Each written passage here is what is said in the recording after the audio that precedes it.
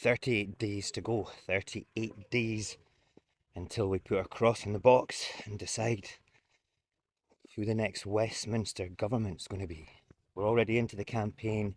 Today's little message to you all, to all the Scottish independence activists, it's time to be a digital collective. So this post will go out on YouTube, Instagram, TikTok, Facebook, and it's a plea to all the groups, it's a plea to all the activists that act on their own to start doing that thing to manipulate the algorithms across these particular platforms. It's all about interaction, it's all about liking, positively commenting, sharing, copying the link and putting that link on other platforms so people come in from outside that platform into that platform because the algorithm loves that stuff. Why should we do that? Well, you just don't know who's going to watch that message and be inspired about it and have a different train of thought and think, you know what, I don't want to vote for Labour in Scotland. I just don't want to. Now I've got a good reason not to.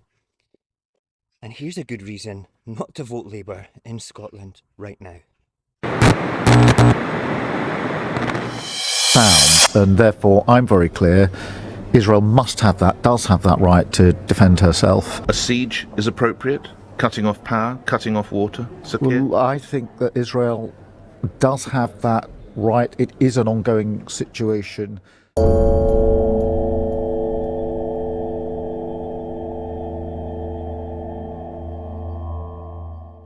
Labour voters, you really need to understand that if you're placing a cross in the box for Labour, you are bolstering the fact that the leader of Labour is okay with collective punishment. There's no going back from that. I'm all for getting the Tories out, I really am. And I know that Labour are going to be the next government. But that doesn't mean that we have to like it. That doesn't mean that we have to vote for them in Scotland. The Scottish government turned round as a collective and campaigned actively for a ceasefire in Gaza. The Labour Party circumvented rules and regulations of Westminster to deny the SNP a voice on their own opposition day regarding the ceasefire in Gaza. That alone should be enough to tell you where their values are. Power at any cost. So yeah, England, go and vote the Tories out. Please do. Do that for everybody. And remember that we don't need Scottish seats in the House of Commons for Labour to get that majority. Remember Labour's campaigning slogan for Scotland. Don't send a message. Send a government. Remember my personal campaign slogan for this election. Send nothing. Keep everything. Vote for independence.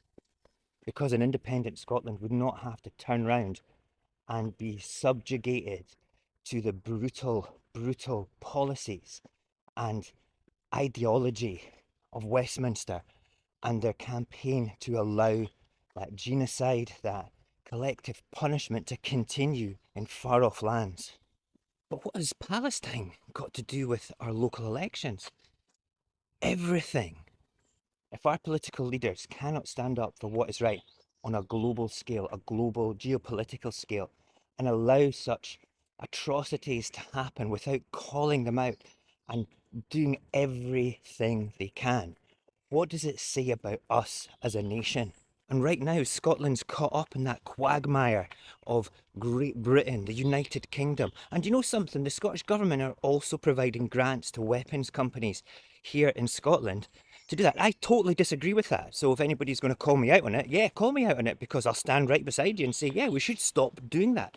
Is it hypocrisy? Not from my point. Is it hypocrisy from the Scottish Government's point? Yeah, probably, yeah. But at least they stood up for them. At least they called out Israel and they called out Labour and all that.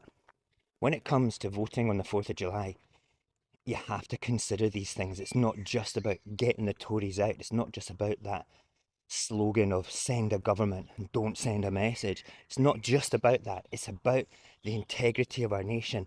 And the only way that Scotland can retain integrity and promote integrity is with independence. And the only way with independence is to actually vote for independence politicians. I don't care who it is, right? If we deliver a massive amount of votes and seats down to Westminster, we can start negotiating. Don't care what anybody says. We can do it. It's really important. Westminster never ever going to give us another Section 30. And why should they? And why should we accept being given something when we're all human beings, when we're sovereign Scots? Do we not have a right to self-determination? Do we not have a right to choose a government that best suits our needs? Or are you just a little sheep with a blue fleece or a red fleece or a white fleece? Just a red, white and blue fleecy sheep with a big Union Jack stamped on it, sycophantic to what will never change. Good luck with that.